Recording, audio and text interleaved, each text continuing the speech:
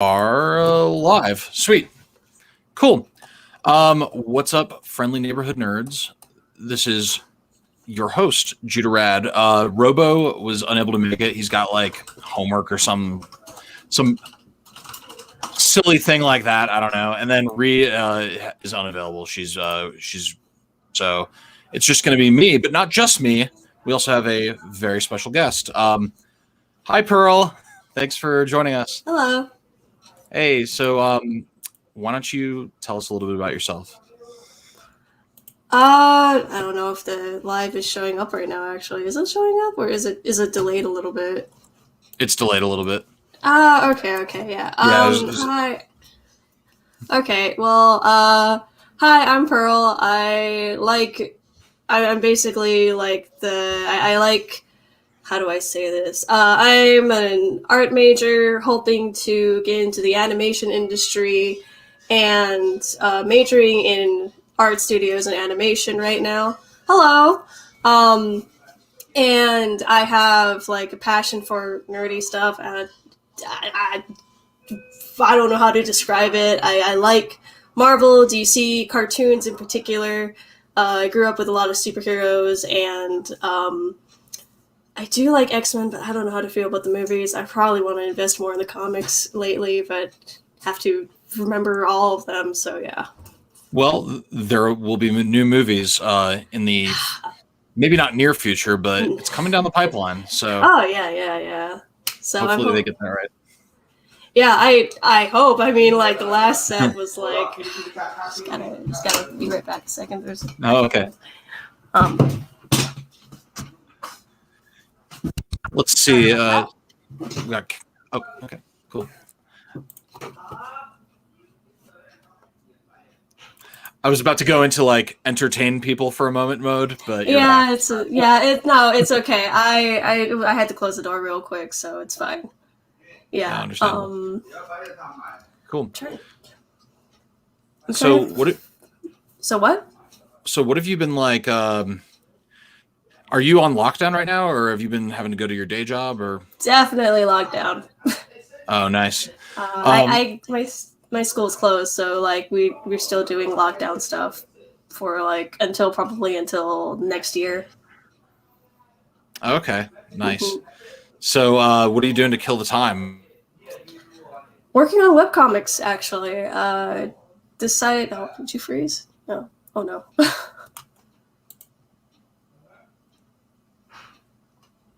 Right, Did you freeze, or did I freeze? Yeah, it got weird for a second. Okay, okay. So, sorry, can you repeat your question again? Oh yeah, what's your kind of like I have my rotation whenever I'm on lockdown, which I'm not right now, but I was for a really long time.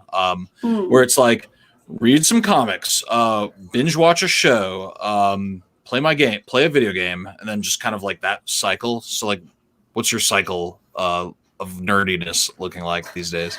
I've been kind of actually watching anime again because I literally ran out of stuff to watch because I was like, okay, well, I got all these subscriptions now. I'm going to go binge WandaVision. I finished watching WandaVision, caught up with Winter Soldier and Falcon, and then I watched Invincible, and now it's just like, well, what do I do now? So besides that, I've been working on a superhero comic. I was planning to work on it at the beginning of probably a little bit before lockdown. But when lockdown happened, I'm like, screw it. I'm just gonna go buy a new computer, a monitor, tablet, and all that stuff, and start working on a comic. And that's awesome. Yeah. It's also not only that, but I'm hoping to make an animation with the comic in mind for my university project, as well as get that portfolio ready. Is that what you study? Animation and stuff like that, or graphic? Yeah, animation, art studios for now, and then after that, gonna get into animation right after I get my art studios degree. That's so awesome. Is that like? Have you ever animated before, or was this going to be the first time? I've animated a small couple of projects before. I usually do a lot of storyboarding. I do musical animatics, which is kind of like like storyboarded versions of animations. So it's like the beta version of, you know, what you see on shows, you know, like before it gets all smoothed out and stuff. So like the roughs. Okay. I've done a lot of that. Comic books is like a polished version of a storyboard, if anything. So it's kind of like the same, like, you know, like mentality of it, you know. It's why it translates so well to adaptation. Like Mm-hmm. the storyboard's already there. Right Yeah. on. Like if you, Okay. Sorry, real quick. Hazardous Studios, OPEX poster boy sends his regards, and then later says, Pommy will understand what I said. it's actually one of my voice actors, as well as my co-writer, who came into chat. So Awesome. yeah. And we're definitely going to get into that. So I went to so my fiance went to the comic book store for me today without telling me, which is awesome because Ooh, nice.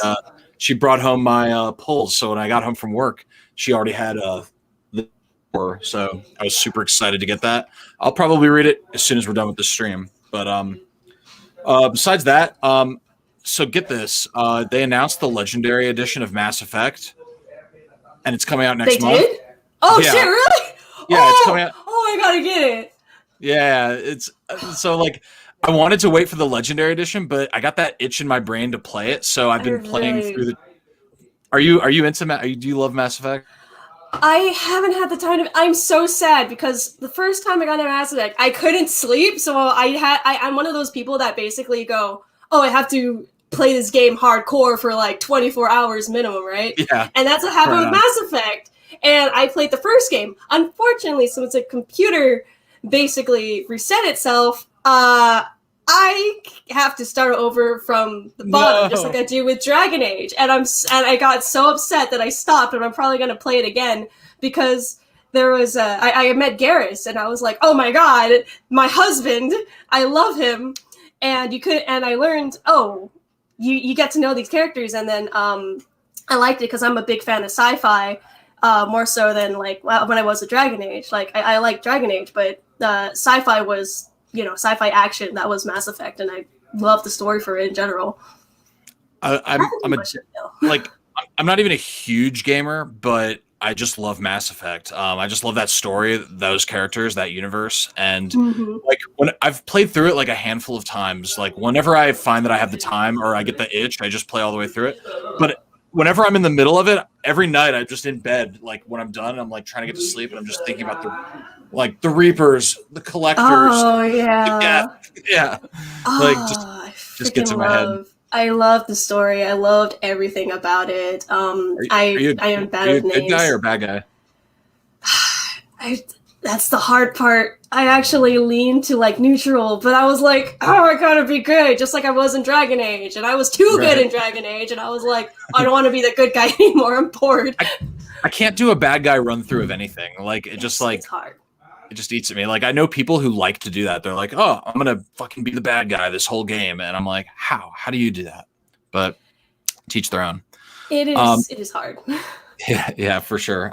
So have you been reading any comic books lately or anything like that?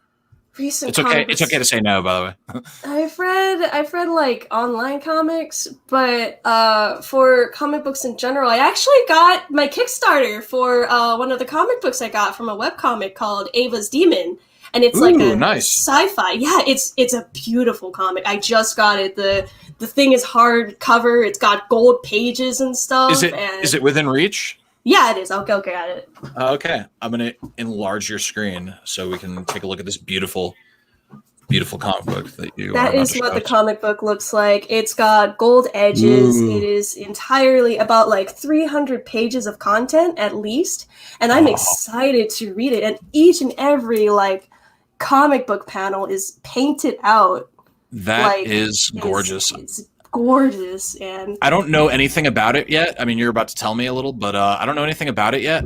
But just seeing it presented, I'm gonna take you off big. Sorry, seeing it presented in that like beautiful binding just makes me want it. I have to. I have to have it now. It's so pretty. I like boosted the Kickstarter, and there was an art book that came with it, and I was like, oh, I gotta get it because It's like, I love the story. I've been following this comic for about 7 to 8 years minimum, and it's one of my bigger comic inspirations. And it's about this little girl who's like, trying to cope. Like it's like a coming of age story. But basically, when she's growing up, a lot of bad shit happens. Like a lot of alien invasions. You learn that every character is there like a reincarnation of this big godly being that like came from a big war and stuff. So that's the gist of it right now. It's still like ongoing. I'm sold. I'm 100% sold. Yeah. I'll after this stream probably I'll like start looking into it. It is definitely free to read too. I'm a hoarder, as you can see. So. Oh no, I'm no different. I love hoarding like art books and comic books and stuff. They're just all over the place, like Stuff is great. I like stuff. So Pearl, you are the creator of the webcomic Starboy, and you also, as you sort of alluded to earlier, direct a comic dub with a soundtrack and a voice cast. So, first of all, tell us about Starboy. And for everyone watching, after you are done liking and subscribing, if you haven't already, go into the description. I've included the link to Webtoon where you can read Starboy. So definitely give it a look. But yeah, tell us about it. Give us the pitch it.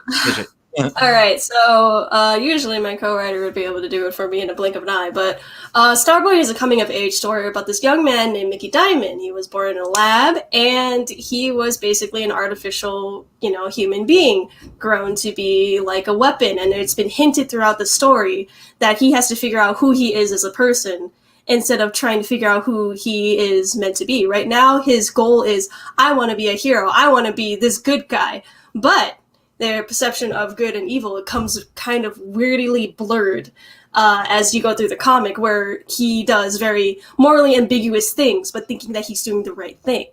And it's typically because it's a trope that I rarely see in superhero comics, because normally when you see a superhero, you go, oh, that's just a good guy. You're just going to know it's a good guy, right? Oh, it's a bad guy. It's going to do bad guy things. But what about if it's a character that's kind of like, what if he does both good and bad, but he doesn't know where he stands, And it's like humans, like we don't do the best, we don't have the best decisions, we don't make the best decisions. Sometimes we do what we think is right, but maybe it's not actually, right in the long run. So he's not a good guy or bad guy, he's an okay guy. He's right now he thinks he's being a good boy. But one of his first encounters is that he beat the crap out of an official who basically said you're grounded, and he didn't like that. So oh, thank you so much, Danny. I appreciate that. Awesome. I like what I've seen from Starboy so far, and it's cool. Do you like working with like the sort of vertical format of webtoons? Me personally, I like traditional comics. I like holding them in my hands. Webtoons, I had to cater my comic to make it readable vertically. It's not what I'm into. I like holding the books. I like flipping through the pages. I like seeing the surprise of, oh, this is a big splash page, Like you do with like... Is that coming down the pipeline then, or are you looking to... Yeah, I'm planning to do a Kickstarter later this year. Yeah. Oh, awesome. Mm-hmm. I'm looking into printing companies right now and then trying to get the services to be able to afford printing the books. Yeah, definitely come back here when you are hyping that, because we love supporting Kickstarters. That's awesome. How did you sort of get into creating comics? Like, what was the and you can go back as far as you want. Like, go back to like when you were like a child seeing a comic, whatever. Just give me your entire superhero origin story of. Oh God!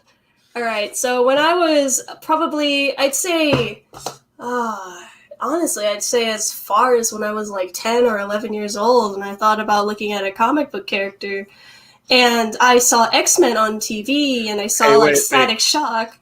Stop for a sec. It like froze for. Oh a few no! seconds. I'm sorry. Can you go back to the beginning of that? I'm sorry. Oh yeah, it's fine. It's fine. So when I was a kid, I was like, 10, 11 years old, and I found out about, when you wake up in the morning, you got like the 7 a.m. cartoons, right, running. So you see like, Static Shock, or like like what was it, Xeno, like the Xeon Project, Batman Beyond, all those things. And I saw them as very much inspirations for me, especially as an Asian American, right? When you see Jackie Chan adventures and you see all these shenanigans going on. And I was like, I want to do something like that in the future when I grow up. But unfortunately, when I was a child, I didn't know how to animate. So I did comics because I learned about what mangas were. And I was like, oh, okay, well, I'll learn how to do this. I want to do the things that these people do. And maybe it will become a show one day. So it developed from there since I started drawing.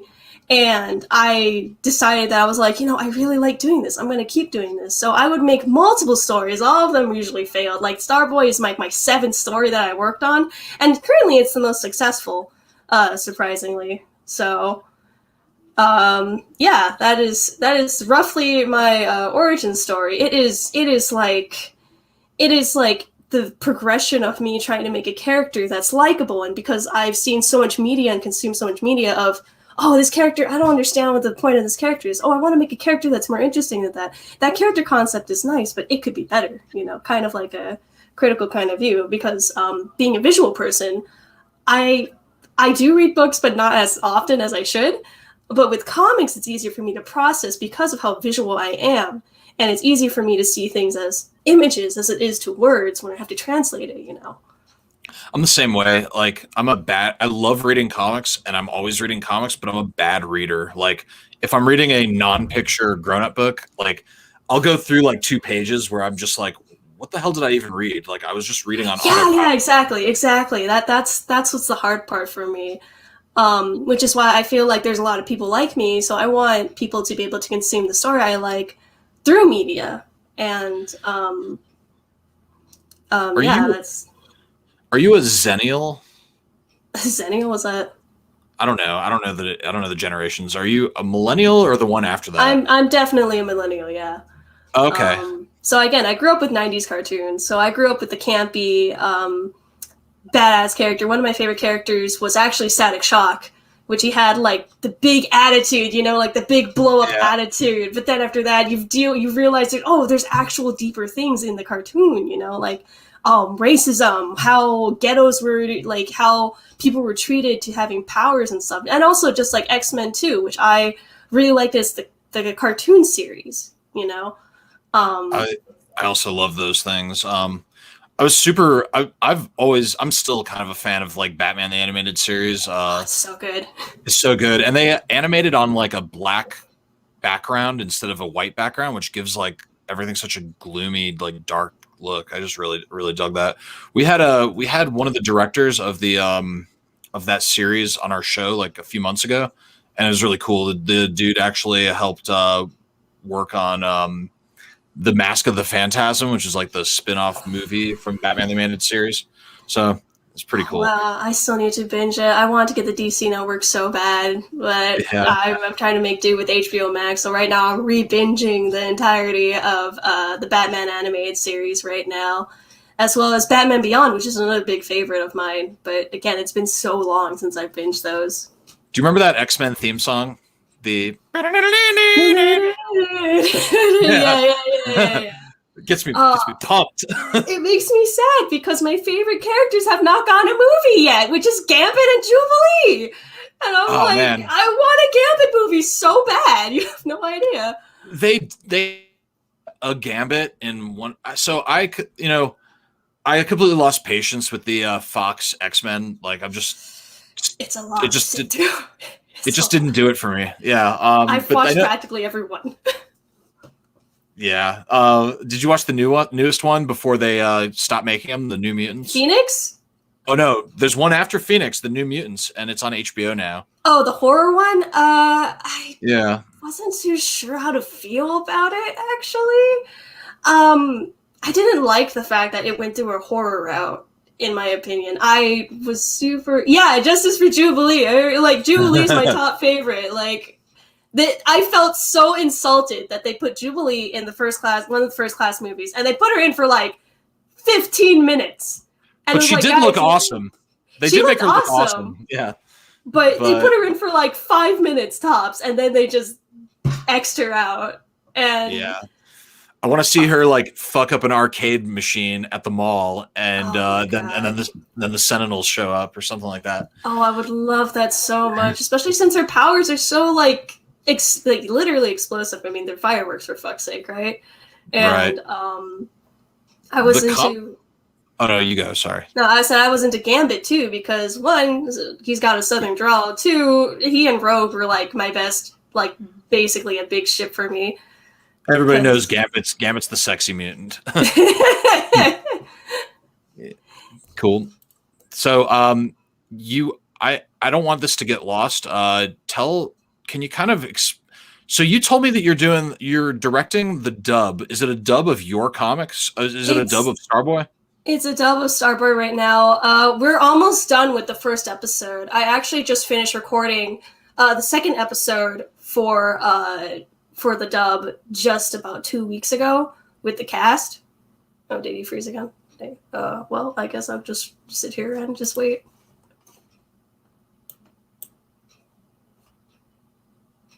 Is he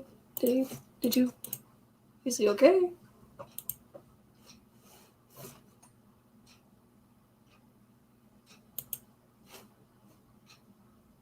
Oh, no, I guess I'll just wait and then I will just chill here until yeah, it's definitely the Pearl show right now.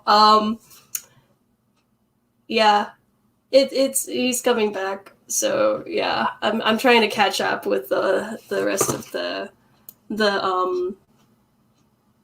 read the comments right now in the chat. Oh, well, it's definitely my show now.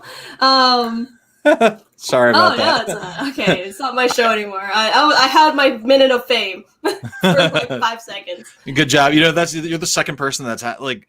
Oh, we had another live stream a while ago. Some dude, like I got kicked off of it for some reason. Because StreamYard is StreamYard, and he just sat there silently. He was just like, and then he started holding things up like, it was funny. Robo laughed at it. Anyway, you were talking about the dub.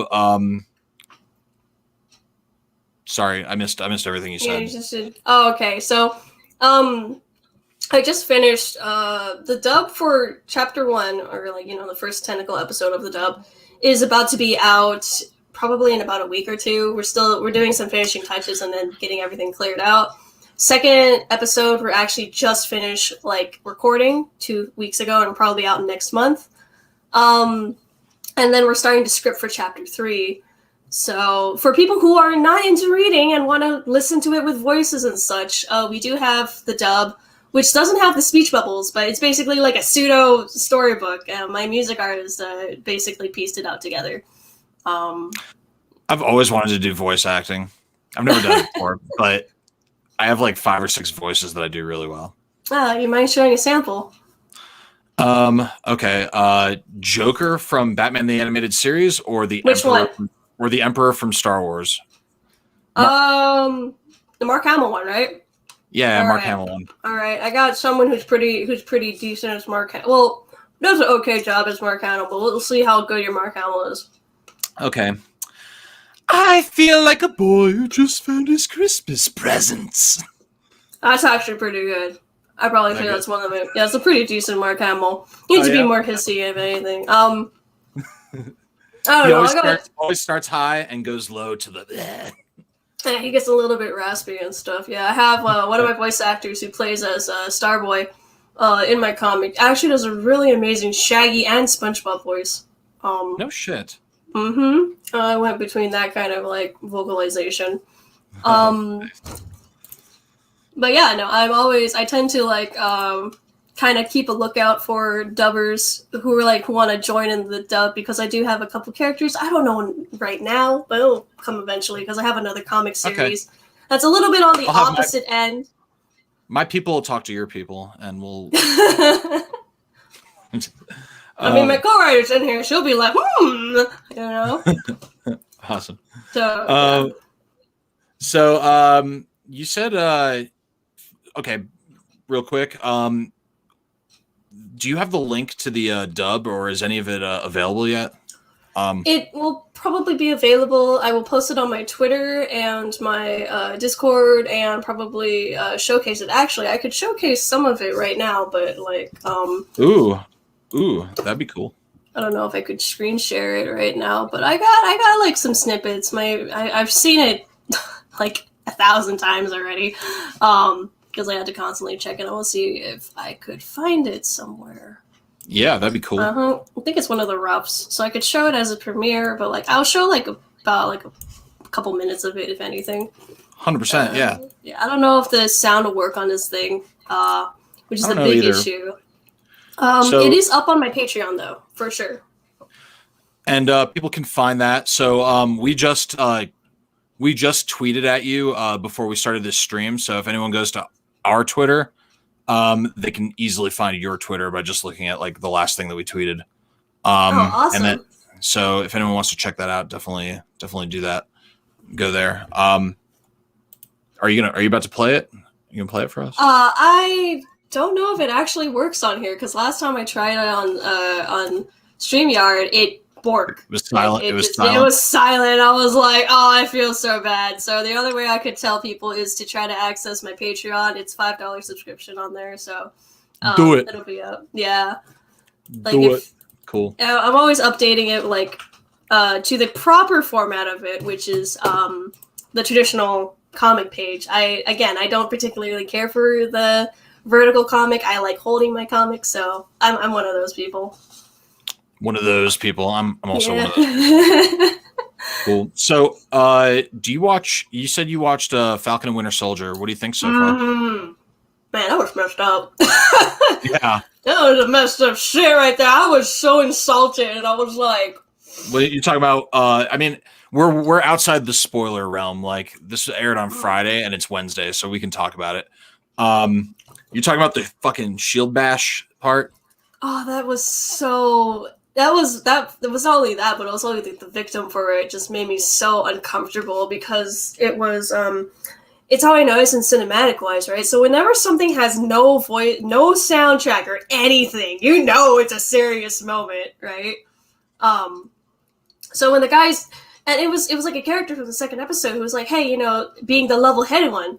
So it was like, oh god, they're killing the character who's got the level head. The one that's keeping her. The one. Yeah, he's almost like keeping her not really under control, but like he's the one who's saying, "Did you really just blow up a building full of people?"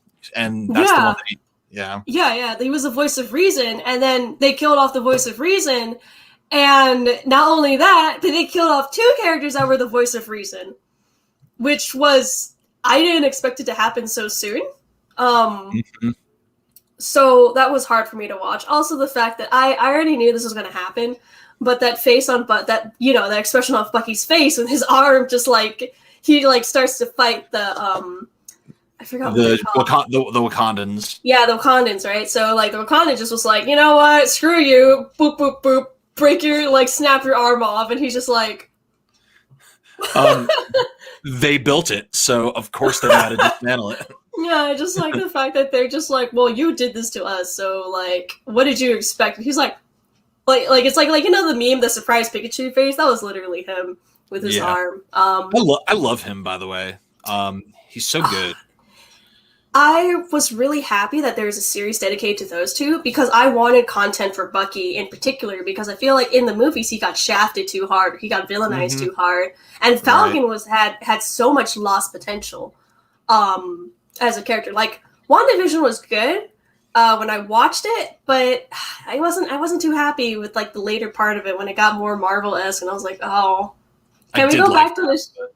Yeah, I was okay with it. I like the new hero that they had, that they brought in, which is awesome, and I like the whole references, like that stuff is cute. That subtext is really cute, but I felt like it was a little bit rushed in my opinion. But I understand, because it's Marvel.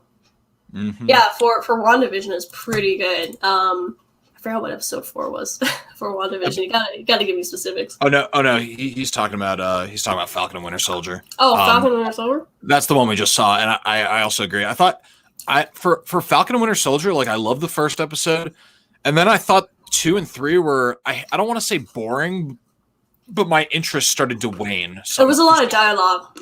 It was a lot of dialogue build up, but I liked it because it was basically if you look at, like Bucky's gone through some shit, right? Mm-hmm. It's a lot of psychological stuff that he went through, and it was like him trying to get over, PTSD as well as being mind controlled for like centuries. So I love how you're like, why is he hanging out with this old guy? And then you find out it's because he murdered the dude's kid or something. Mm-hmm. And it was such an abrupt like scene, and then you don't process it until later. You're just like, oh shit, that actually did happen. I managed to pick it up. I was like, oh, this is redemption, isn't it? And then it's not only that, but they unintentionally guilt tripped him. And they're like, by the way, did you know that his son did this thing? And he's like, oh yeah, no, don't remind me. Yeah. Right. I like it so far. I mean, I love the fact that it's like there's always Marvel and Star Wars now. Like at any given time, there's Marvel or Star Wars, and I'd like the world to stay that way. I wish that DC animated stuff was actually given more notice, because DC animated stuff has been always amazing. They got to bring back the Bruce Timm Paul Dini universe. Oh, that would be great. Yeah. It was like I feel like Marvel's still going okay. Comic wise, I think it's going okay with comics. I'm not too sure. I haven't been into Marvel comics lately. I've been into like IDW with the Power Rangers comics. Oh, nice. Mm-hmm. I think it was IDW. Yeah, no, it's really good. Boom. It's Boom. Saban. It's Boom. Okay, so it's Saban. Yeah, I need to buy the rest of the issues because I only have up to issue 2 right now, and I read up to. You like big, beautiful gilded hardcovers? They do. Boom has a bunch of those like Ultimate Collection covers for their Power Rangers run. God, that would be great. Yeah, I was gonna fund the Kickstarter for it, and then I missed it, and I was like, dang it, why is it so expensive? I think you'd like IDW Ninja Turtles, by the way, if you're not already reading it. I haven't read into it. I actually just caught up, like not caught up completely, but I know that there was a new Ninja Turtles show that showed up and got canceled on Nickelodeon, and being an animation nerd, oh my god, the animation in that show was impressive. Like, the storyline was okay, but just the action scenes were weighted. I enjoyed it. Like, I liked it. I'm always going to like anything Ninja Turtles related. I stand the Ninja Turtles very hard. But yeah, I liked it. I don't know why it got canceled. Shattered Grid. Danny's talking about Shattered Grid. I think that's the Power Rangers book you're talking about, or... No, it was, it's just Saban's Power Rangers. Like, they're just talking, like, it's just that in general. I think it was Boom. Yeah, it's definitely Boom. And I still need to buy the rest of the issues. I was going to get the more variant colorers, but I haven't been to, like, this comic book nerd swap meet that's near my house, like 40 minutes away, and I haven't been there because I always go there just to binge buy comics half the time. Right on. Yeah, I would go with my boyfriend, and I would be like, I need to find this specific comic. I need to buy this collection of this comic. I need to buy this bulk. What? It's $50? Like, yeah. Do you so you like Invincible? You mentioned that you like it, but you also mentioned that it was extremely violent. Is that a good thing for you? That's a good thing. I love like violence. I like action and violence, and I feel like those have to go hand in hand, Like, I mean, I love, like, one of my other favorites is Deadpool, for fuck's sake.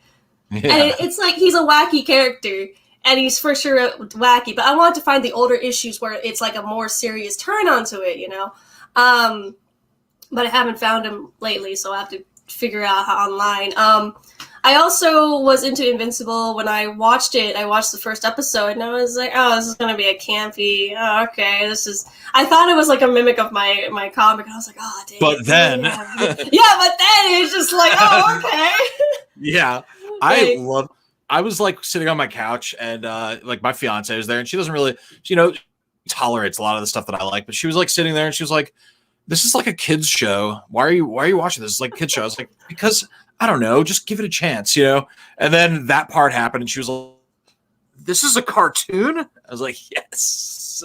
I adore that. I love it when cartoons get looked down upon to the point that they're just like, oh, no, there's actually violence in it. Especially if it's on Amazon Prime. I'm like, okay, if it's Amazon Prime, it's going to be violent. Like, fuck yeah. Yeah, my boyfriend told me about The Boys, and I was like, oh, why are you telling me about The Boys? He's like, well, you should watch it. And I'm like, oh, okay, why? Oh, it has superheroes. Oh, okay, you got my interest, right? So I decided to watch it. and then the hands. hands. Yeah, the fucking first 5 minutes, I was like, all right, I'm sold. All right. Then I just binged the entire set of the first season for I didn't sleep. Invincible is a turn really, was a good way to put it.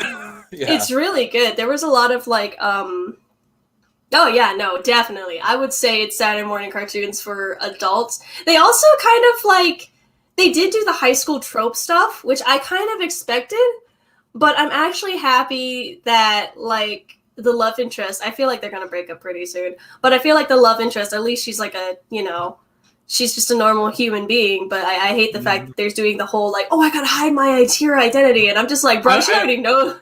That frustrates that right there is what gives me the most anxiety, is not the superhero fights or the stakes or the big battles. It's, oh fuck, he's gonna miss her thing again and she's gonna dump him. That's the thing that is the thing that makes me so stressed out, because I was like, please just tell her. She already knows that your friend's a superhero. Yeah. Right. I also this whole thing where I thought he was gonna get into a relationship with the chick, right? The superhero chick, right? And he's gonna, cheat on his girlfriend or something. And they didn't do it. They made her a bro. And I was like, oh, that's nice. Yeah.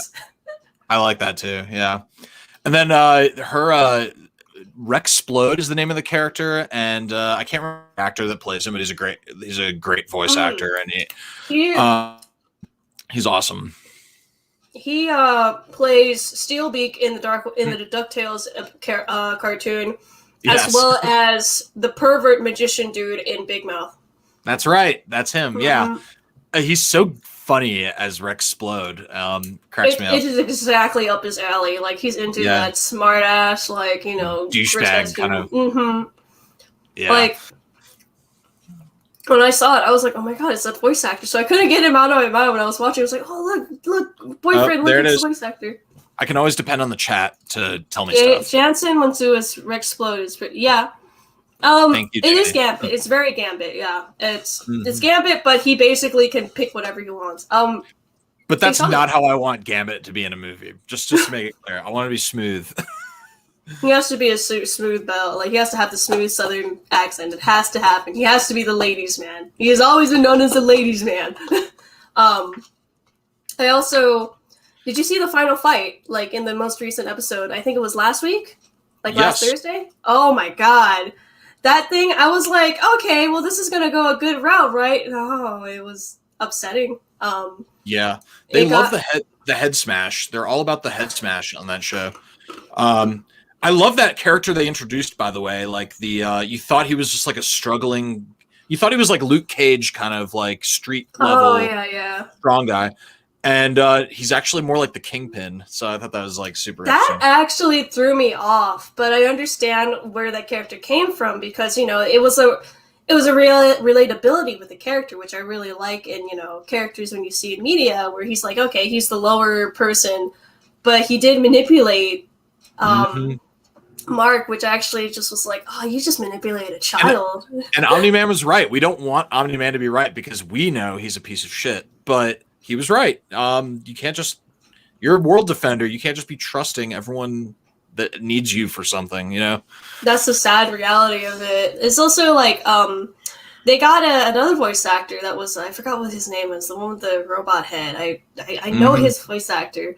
He was Dexter's dad from Dexter's Laboratory, surprisingly. No shit. Wow. Yeah, I figured out the inflections there. It was that sounds really, yeah. I think it's Dexter's dad. Should be. I don't remember, but maybe. That's awesome. But so speaking of Robert Kirkman, so Robert Kirkman writes the Invincible comic that the show is based on.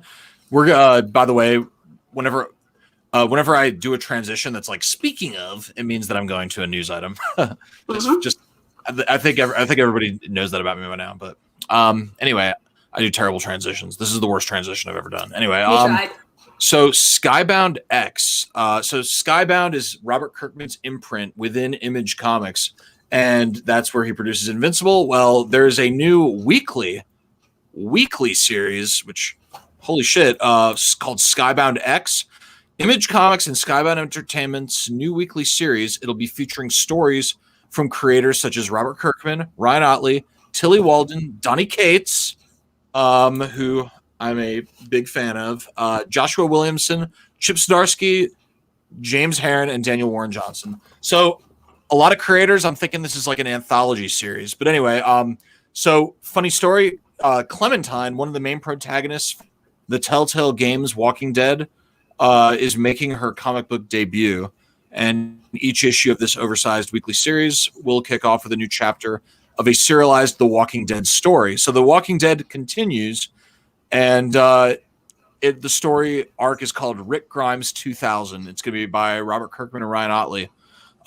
So you can pick this up on July 7th. That's when #1 goes on sale. I will definitely be adding this to my pull list. Did you watch The Walking Dead show, or have you read the comic? Either of those? I fell off a while ago because there were some things that just made me so upset in the show. And it was too different from the comic, and I need to invest time into the comic because I want to binge read the entire comic. Definitely binge read. So the comic is spectacular. Like, I would definitely recommend anyone to binge read it. It's incredibly long, and I read it in like less than a week just because I couldn't stop reading it. Like, I was reading it during my lunch break at work. I was so obsessed. But the show, I think, just my opinion, is terrible. It fell off really bad. It was horrible. Like, it fell off, especially when Steven Yeun was not in it anymore. So I was like, oh, that's literally the only character. I was like, oh, look, Asian character, because, Asian, right? So the character I was able to relate to the most doesn't exist anymore. I was like, I don't know what to do with myself. I'm gone. And then I was so unhappy that Rick was still alive. He was supposed to like die in the comic like way early on. So like it was like, oh, this is completely different. I don't like this. So on the subject, I haven't really heard any buzz about this, but I kind of pieced something together the other day. Let me just show you something real quick. So check this out. So check this out. A few months ago, I'm gonna make myself large really quick. So just a few months ago, this random ass comic book dropped in comic book stores. It was like a limited amount, and they were given to the LCSs for free.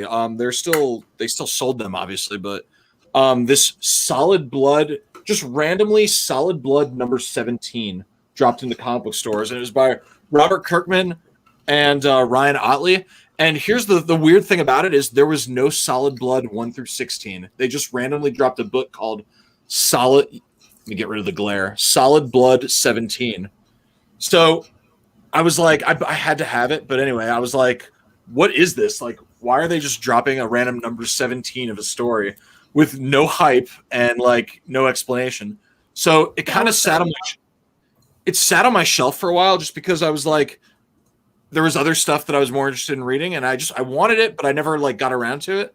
And I finally read it and then started looking up stuff about it online. Do you know what this is? This is, I don't know if they're ever going to make more Solid Bloods or if this is going to be included in the anthology series, but this is Michonne from The Walking Dead in the future. What? What?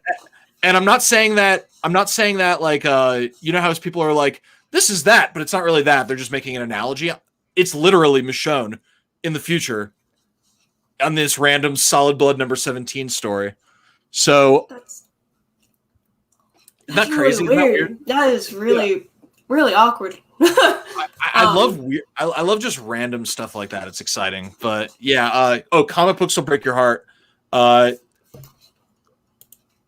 Whoops! Clicked the wrong thing. I'm convinced Solid Blood 17 is a crossover. I think you're probably right. Especially because in the credits. So I don't know if you're following this, but there's this Donny Cates, one of my favorite writers, but he's writing a series for Image called Crossover.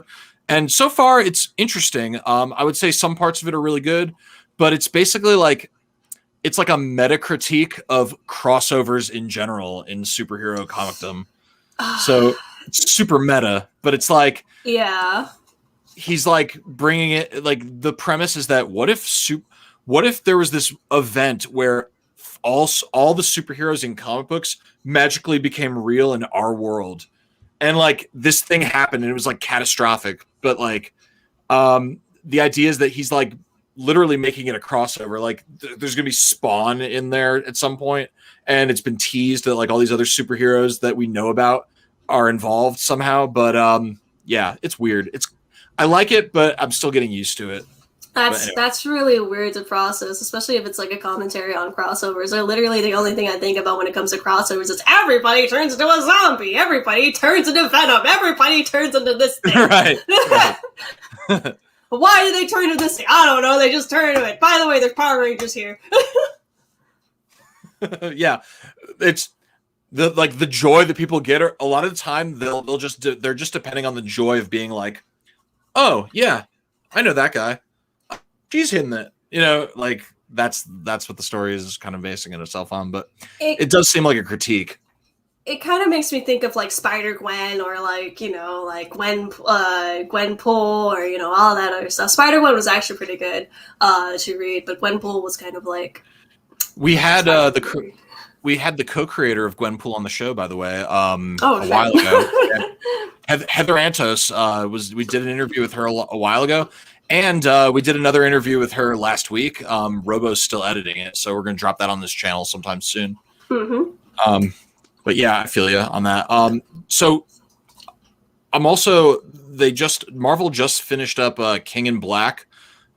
Speaking of like crossing over powers and abilities and stuff, the conclusion of the King in Black event, they made Venom like OP as fuck. So he's got the Enigma Force. He's worthy of carrying Mjolnir, and he also has like a sword made out of the Silver Surfer's power cosmic.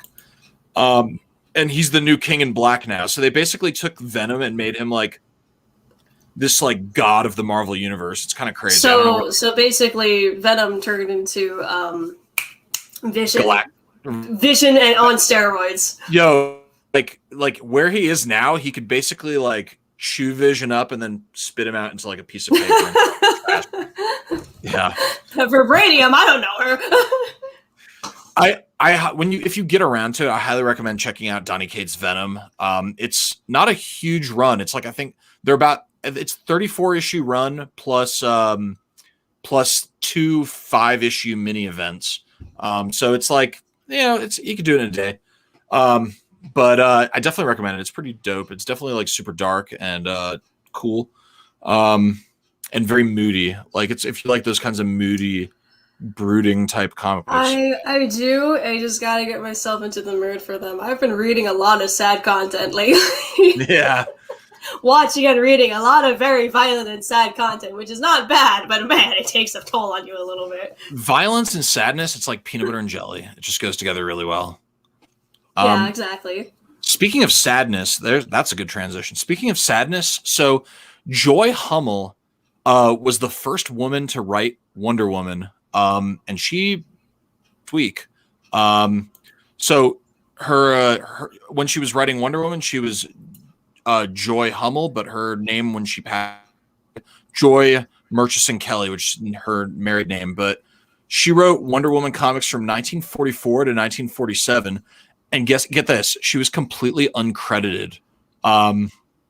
So for most of it, nobody knew that she was writing Wonder Woman from 44 to 47. And then she passed away last week at the age of 97. She wrote Wonder Woman stories that appeared in Wonder Woman since Sensation Comics and Comics Cavalcade from early 45 until she retired from writing in 1947.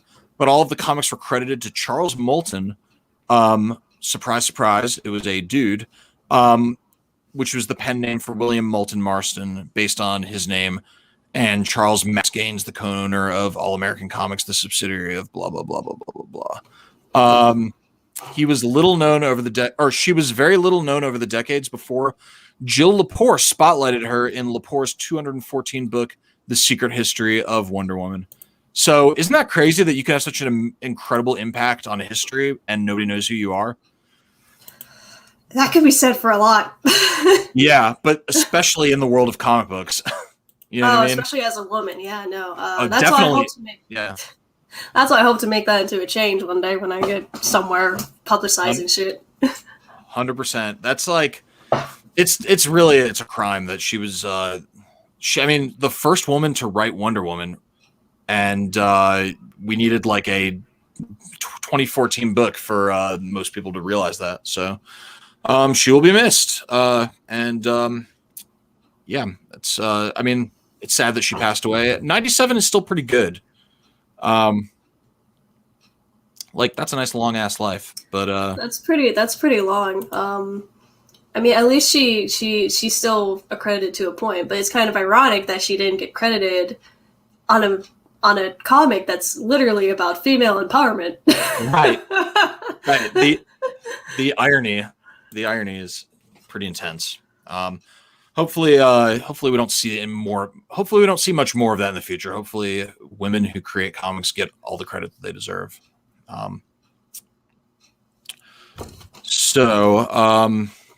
That was kind of it's someone dying, so it's a sad note, but it's also kind of a cool story that she did that. She did that. She was the first woman to write Wonder Woman.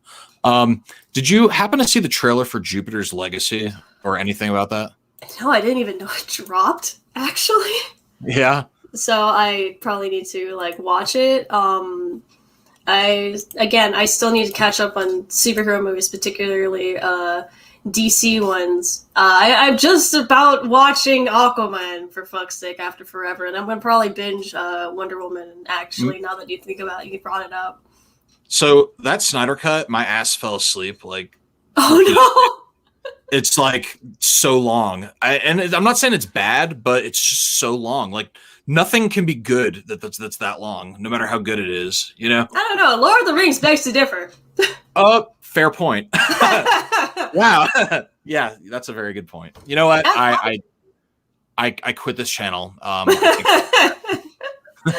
Yeah, no, you're right. I would not say that about The Hobbit, but I would definitely say that about Lord of the Rings. I saw the uncut. It was very long. I was stuck in the theater for hours. Oh wow, in the theater and on 4D too, like the fucking intermissions. Yeah, no. I mean, unless you talk about them walking for 20-30 minutes as an intermission. I don't like to brag, but I have a superhuman bladder. Like I can literally go all day. So that's great for me. For my fiance, that would be quite a challenge to make. Oh no, it was very hard, especially when you drank a shit ton of water. Yeah. So this Jupiter's Legacy, it's based on Mark Millar and Frank Quitely. Their comic book series, the same name.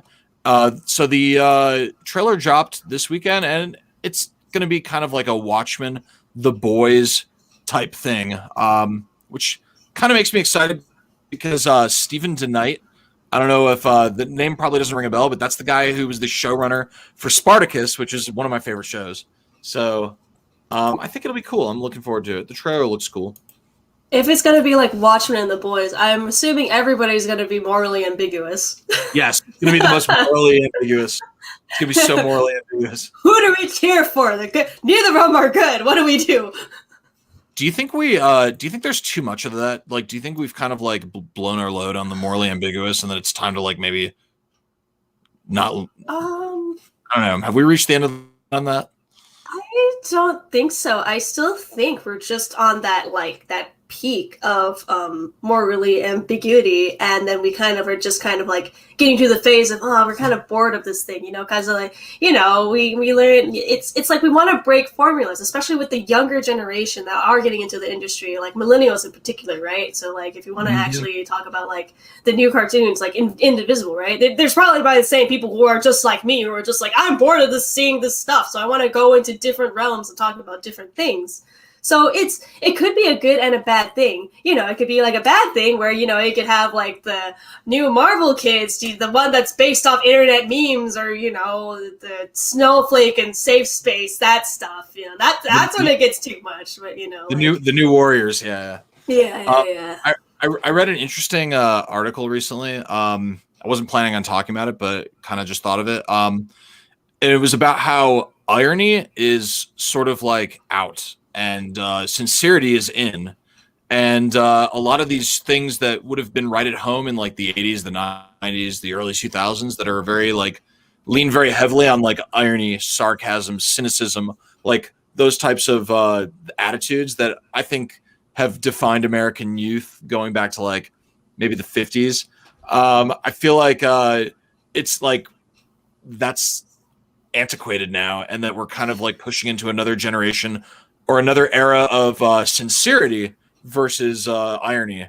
What do you think about that? Does that resonate? I'm not sure. I didn't really grow up on. Well, I did grow up on some 50s stuff. Like, I grew up with the OG Superman series when I was a kid, and I personally really liked Superman in that era where it wasn't really satirical to me. It was just kind of like, it was fun and campy, and it was kind of like, oh, okay, that happened. It was a little more sincere, wasn't it? Like maybe the 50s were sincere. I don't know. I felt like the 50s were a little bit more sincere, but it was more like the more over the top. Like, everything was so taken over the top, and then nowadays we're just kind of like, well, we want more realistic portrayed stuff, which is, again, like a double-sided sword, because we want this, but then also it would bore us because it's too real. Which is why I think we should have like a best of both worlds. Like, you can, like, something that basically enjoys being a media and embraces the fact that it's a media, which is why I like Invincible, because it does embrace the fact that it's media, but then it shows other parts where it's just like, oh, well, that doesn't feel so media. It feels like realism, like almost like with the way that it's portrayed. It's kind of like that approach is what I like about it. I mean, even with like 90s cartoons, but granted, I'm a 90s kid. I grew up with fucking 90s and like 80s cartoons, and then 80s cartoons is like, this thing is so over the top and wacky. It's like, wow, that's not realistic whatsoever. Like, if you think about like the Ninja Turtles, right? Like, it's got some wacky stuff. Like, nobody will question that they're Ninja Turtles. They're like, wow, we gotta hide under a hat and a coat. Oh, nobody will know, right? Trench coat Raph, yeah. Yeah, exactly. Right on. Yeah, I don't know. I see. I don't know like what the next step is. Like, I feel like we're on the precipice of like a new attitude towards this type of media. I just don't know exactly what direction it's going to go in. So more Mark Millar. So not only did Jupiter's Legacy drop a trailer, but also there's a Starlight. So Starlight's another Mark Millar comic book, and he's the Old Man Logan guy, like this, and the guy who created Kick-Ass. Like, he's, I guess, very successful at getting his things made into movies and TV shows. He's got a new movie coming out based on his comic book called Starlight. It follows a space hero named Duke McQueen who saved the universe, but upon his return to Earth, no one believed him. Decades later, after he has settled down and built a life, he is called back for one more final escapade. So dude saves the Earth, comes back, nobody even believes it. Who would? So I guess that sounds kind of cool. That sounds like an interesting thing. It might be a little bit too realism for me, but I'll have to give it a shot, to be honest. I have to, like, think about all the stuff that I have to consume lately, but at least I'm in quarantine. Everything this dude writes is super edgelord. Like, I do like it, but it's like everything is like over the top, gratuitous violence, kids that fucking curse, like all that stuff. Danny says Miller has that Netflix deal, so anything under the Miller World imprint after 2018 or so is fair game. Fair enough. That's fair. Yeah, cool. So I got one more news item, and I just thought it was kind of interesting and funny.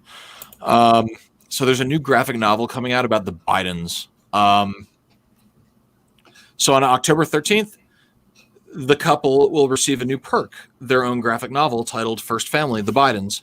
This illustrated biography, published by Tidal Wave Comics, tells a story about one of America's youngest senators who climbed the ranks to become the 46th president of this country, while accompanied by a mother, grandmother, lifelong educator whose career journey was complemented by a stint at the lady.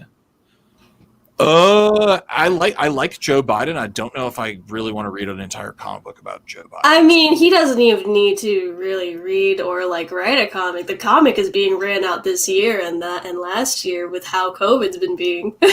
Right. The story's written out for him right now. Right, especially since he was under Obama too. So like, yeah, I don't want to get too political because it's a comic book channel, but I don't know how to feel about it. I mean, they did a comic off Obama, I think, right? I don't remember. I don't know. I just I can't imagine. Even if it was like the greatest president in the world, I can't imagine a comic book about a president being interesting unless there's some type of supernatural element that is not part of like if there's some type of, if it's like fucking Joe Biden versus aliens or like like if they add a fantastical element, I'll read it. You know what I mean? But besides that, yeah, totally not interested. You mean like Abe Lincoln as the zombie killer? Abe Lincoln zombie killer. That is definitely my kind of jam. That's the only time that I'll be interested in that kind of thing. Off topic, but I totally forgot Invincible actually had Abe Lincoln as a superhero. That's in the right. first episode. Yeah, I was like, wait, what? Well, Uncle Sam is a DC superhero, and he kind of looks sort of like Abe Lincoln. So, Abe Lincoln's definitely got that heroic vibe. Yeah. Cool. Well, that's kind of does it for our news items.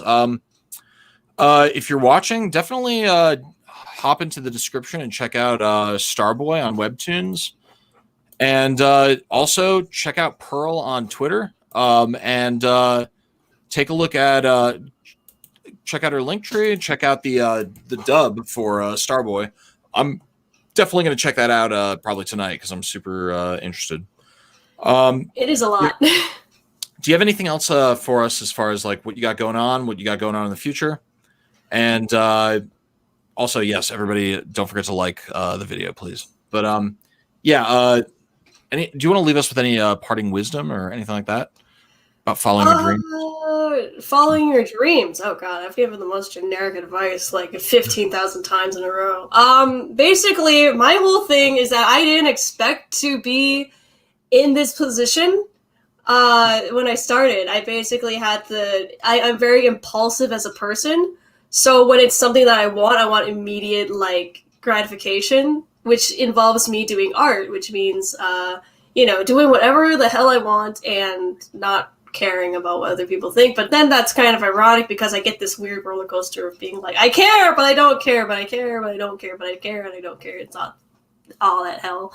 But yeah, when it comes to achieving your dreams, honestly, it's funny enough that I think about like I think what's a good fuel, like an influence, if anything, is probably my thing, right? Spite. Like I like proving people, like I like being like, okay, well I need to be, I want to be the best and the best because of this and this, but I want to do it my way. No, I'm not gonna name anything. But I've had like a lot of hardships as an artist. I've had like a lot of people tell me or talk to me down. Especially as an artist during my years, because my art was not the best when I was young. So I had a lot of people who would be like, no, you won't get into this thing. You won't get into this thing, But because of that, it actually made me have like a little chip on my shoulder where I'm just like, okay, well, I'm just going to keep practicing and doing what I'm doing and then enjoying and trying to push on what I'm doing. I'm terrible at following that advice, but I'm still going, and hopefully it's like a climb up a mountain. Whatever it means. I forgot the analogy. But strike me down with all of your hatred, and your journey to the dark side will be complete. Sorry. Basically, I still need to binge. I still have to like sit down and actually binge the entirety of Star Wars. Like I have to. My boyfriend said that we're gonna hardcore marathon the old Star Wars to the new one. So he's a prequels not first kind of guy.